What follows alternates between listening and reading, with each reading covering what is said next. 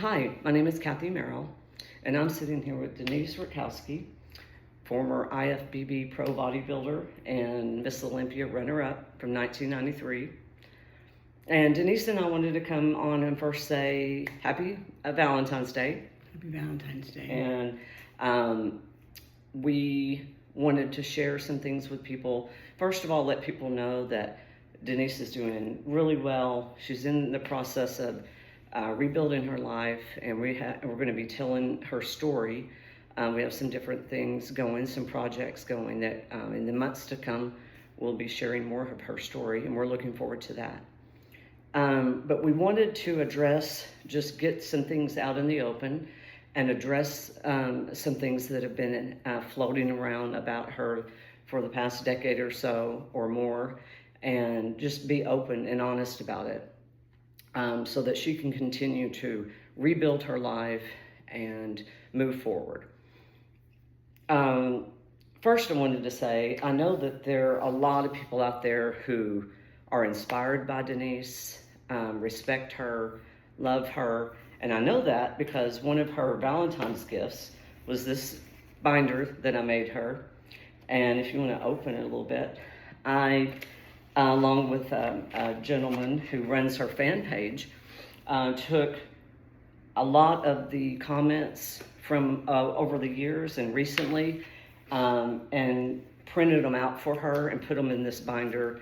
And there's so many of them. There's over 21 pages of comments of people that were inspired by her, that met her back in the day and had wonderful experiences with her. And it just shows the kind of heart that she had and the kind of impact she had on people. So we want to say thank you to her fans that have never lost hope and never stopped believing in her. Having said all that, we want to address, like I said, just go straight to the point here. Back around 2012, on the internet, an image appeared of Denise, and it was a mugshot. And I think all of us who love and care about her, or people that didn't know her, everybody was confused about what is this image and where did it come from and how did this happen. That was a time in Denise's life where she was not in her normal state of mind. She was in a place for quite a while where she was trying to survive, and obviously things were not going well for her. So the image portrayed her as, first of all, and the thing that people seemed to comment the most about was that she had facial hair. Now I want to say that Denise and I, obviously, she was a competitive bodybuilder, so was I back in the day. And I took steroids, used steroids as part of my training supplement, and Denise did too. I don't think that's a secret. No. And I think a lot of, obviously, bodybuilders do and have been for a very long time.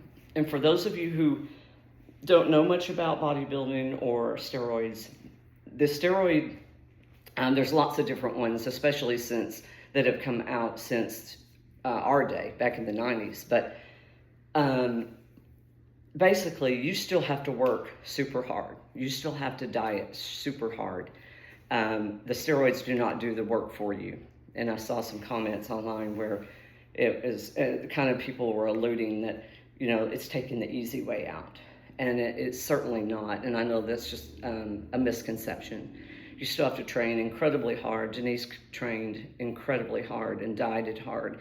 She did 3 major shows in 1 year, which was unheard of, and did so well. And we want to make sure people know that that's a misconception. You still have to work hard. It's complicated what steroids do to people, but it helps the body heal quicker than it would if you weren't taking something like that. Therefore, you can gain strength and gain muscle mass. And so we just wanted to kind of put that out there, that that's what they do. There's a lot more to it, and you can even look it up as to what those agents do. We by no means advocate anybody ever using those because they can have a lot of bad side effects. But I was young and I was willing to do that, and you were young and you were willing to. Mm-hmm. But just know that that's not uncommon amongst women bodybuilders. One of the unfortunate side effects of steroids, especially for women, is unwanted facial hair growth. Now, I had that happen, and back in the day when I was finished with competing, I went and had electrolysis done. Back in the day, that's what it was called, electrolysis. And that took away most of my problem. And it's an embarrassing topic, and nobody likes to admit that.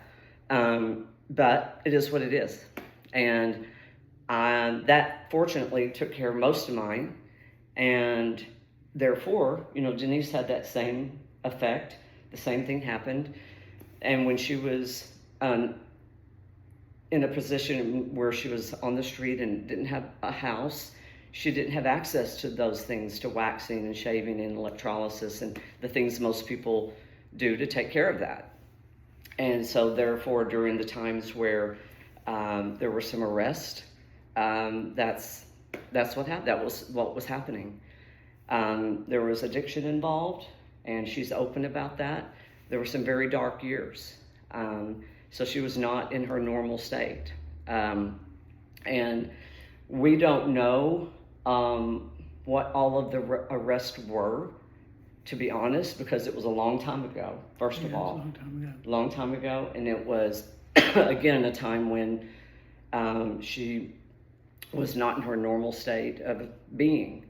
And so we do feel, though, that a lot of the arrests were labeled as trespassing, and she would go to like a McDonald's or somewhere and try to get out of the elements and maybe sit there too long. Yeah. So, but she wants to be honest, and she wants to tell people straight up where those images came from, what was going on. And so that's basically it. She was going through some really tough stuff. But I also want to say that somewhere along the line, she decided she was done with that, and she had it with that, and she got herself clean and sober, out on the streets in very, very difficult circumstances, which I think is amazing. And she decided for years, not just days or months, to sit mainly on her own to keep herself clean. She could have gone and probably had friendships with people, sat with people and had camaraderie. There were other groups of homeless people, and she could have had some friendships and, discussions. But she decided not to, because they might have been using or drinking, and that's not the road that she wanted to be down anymore. So I think it's highly commendable to me. I'm just so proud of you for the strength it took to do that, and the strength it takes to sit here and tell your story. But that is a message we want to make sure everybody hears, and we want to say thank you to everybody that has been so supportive and has donated to her GoFundMe. It's really helped out. Yeah, we put that money to good use, and she is rebuilding her life. And is there anything you would like to add? No, just thank you guys for all your support and all the times you've been with me. I just wanted to thank you all.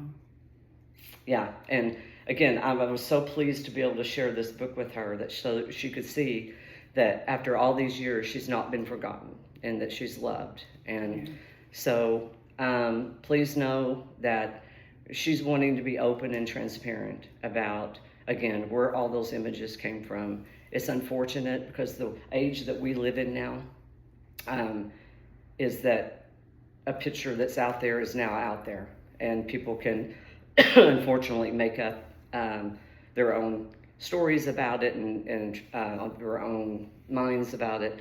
But we want to make sure Denise gets to tell her own truth and her own story. And so that's kind of our Valentine's message. So thank you all, and I just want to tell you what a great, amazing person and friend Denise is, and I'm really proud to be her friend. Yeah, thank you. Yeah. Okay. Thanks, everybody. So I think that went pretty well. Don't you think that we did? Yeah, I think the video went well. Yeah. Whew. I'm really glad I didn't have any side effects from steroids. Well, you're lucky you didn't. I know. Yeah.